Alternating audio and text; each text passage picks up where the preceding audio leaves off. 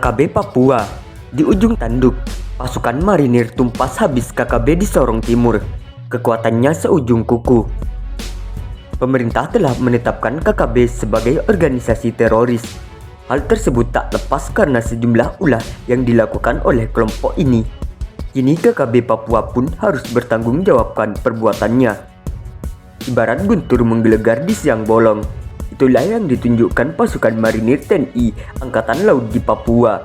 Dalam sebuah video yang viral di jagat maya, marinir kebanggaan NKRI itu memperlihatkan kebolehannya dalam bertempur. Berbekal perintah Presiden Jokowi dalam memerangi teroris di tanah Papua, Sang Raja Wali itu bergerak demikian cepat ke sarang KKB di Sorong Timur, Papua Barat. Dalam konsentrasi penyerangan itu, para marinir bergerak super cepat dari laut dan sungai. Mereka kemudian meringsek maju hingga akhirnya tiba di sekitar sarang KKB. Tatkala pasukan tersebut telah berada pada posisi siap menggempur, sniper marinir meletakkan timah panas dari jarak yang cukup jauh. Tembakan sniper marinir itu tepat mengenai sasaran, sehingga salah satu sosok andalan KKB Sorong Timur tumbang seketika. Dalam situasi yang demikian, para gerilyawan itu bak cacing kemanasan. Kelompok separatis tersebut terkaget-kaget lantaran diserang di jantung pertahanannya, mengingat terbatasnya peralatan perang. Komplotan pengacau itu hanya bisa bertahan dengan kemampuan seadanya. Sementara pada saat yang sama, pasukan marinir seakan tak memberi ampun. Semuanya bak sniper ulung sehingga dengan mudah melumpuhkan satu persatu awak KKB. Setiap peluru yang ditembak, tak satu pun yang melesat dari sasaran. Pada momen itulah awak KKB tak berkutik menghadapi kehebatan marinir. Hal ini menjungkir balikan pernyataan KKB yang selama ini berkoar-koar menumpas TNI Polri di daerah itu. Sepertinya menuai karma sendiri. Itulah yang dialami KKB di wilayah tersebut. Komplotan penjahat yang beranggotakan cukup banyak orang itu tumbang pada markas pertahanan yang selama ini dibangga-banggakan. Dan terungkap fakta bahwa aksi heroik pasukan marinir itu sejatinya didasarkan pada perintah Presiden Jokowi untuk menumpas KKB di tanah Papua. Perintah Presiden sebagai Panglima tertinggi itu dilaksanakan secara kontrik oleh Panglima TNI Jenderal Andika Perkasa. Pelaksanaan perintah itu selanjutnya dilakukan secara berjenjang, mulai dari Pangkogab Wilhan, Panglima Komando Gabungan Wilayah Pertahanan 3. Berikutnya dilaksanakan pula oleh Panglima Komando Operasi Pangkops TNI Wilayah Papua Barat dengan membuat rencana operasi RO hingga perintah operasi PO.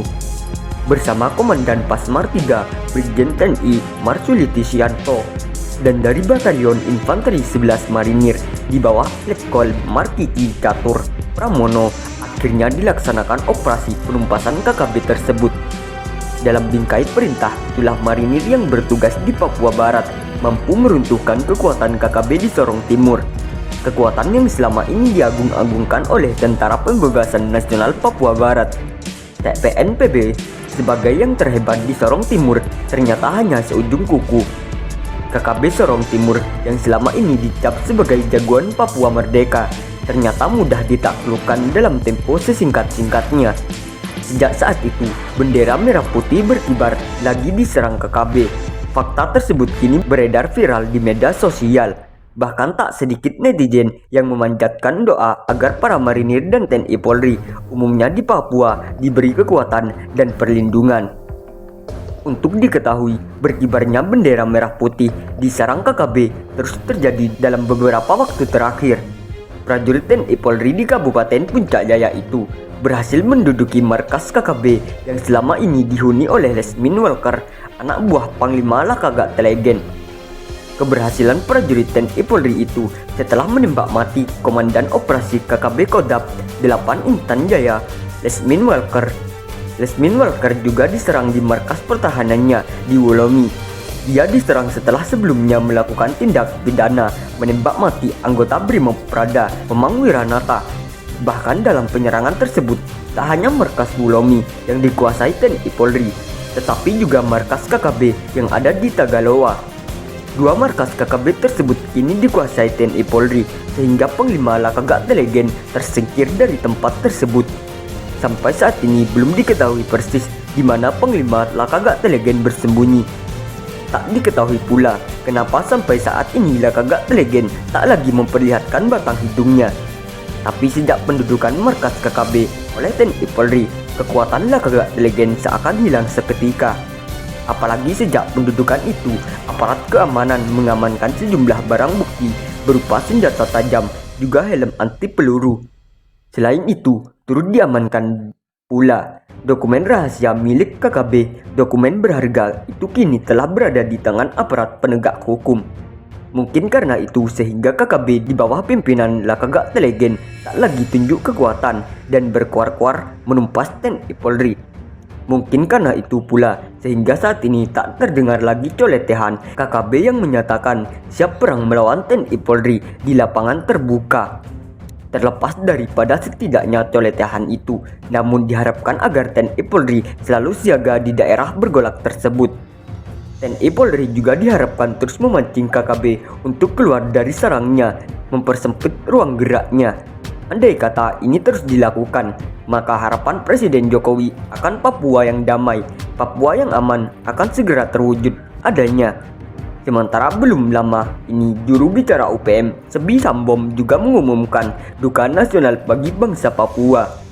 Sebi Sambom mengumumkan bahwa salah satu pimpinan TPNPB yakni Cornelis Angkihan telah meninggal dunia secara tidak wajar. Kematian sosok berjasa bagi Papua Merdeka itu disebut sebagai hal yang tidak wajar, sebab Cornelis Angkihan menghembuskan nafas terakhir setelah mengonsumsi sebotol air kemasan mineral. Hingga kini belum terungkap siapa yang membawa dan menyerahkan air kemasan tersebut kepada Cornelis. Tapi kabar duka tentang meninggal Cornelis itu pertama kali disampaikan Arnold Kocu, sosok kepercayaan Cornelis. Cornelis memberi kabar tersebut kepada Sebi Sambom, kemudian dilanjutkan dengan mengumumkan hari kematian itu sebagai duka nasional bagi TPNPB.